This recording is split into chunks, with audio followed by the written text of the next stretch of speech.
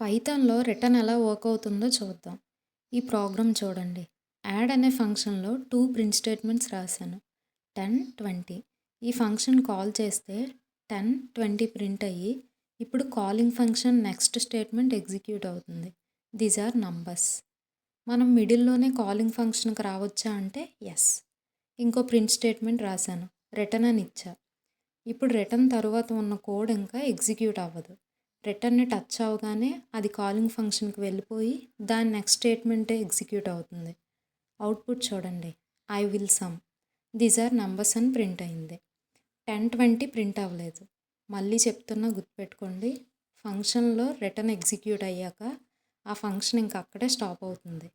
ఇప్పుడు arguments pass చేసి చూద్దాం. 10, 20 పాస్ చేస్తున్నా. ఇప్పుడు ఫంక్షన్ లోపల క్యాలిక్యులేషన్ చేసి ఆ వాల్యూని రిటర్న్ చేస్తుంది. సింప్లీ రిటర్న్ అంటే వాల్యూని బయటికి పంపడం. సో ఇప్పుడు రిజల్ట్లో 30 స్టోర్ అయింది. రిజల్ట్ ప్రింట్ చేస్తున్నాం కాబట్టి 30 ప్రింట్ అయింది. సింపుల్.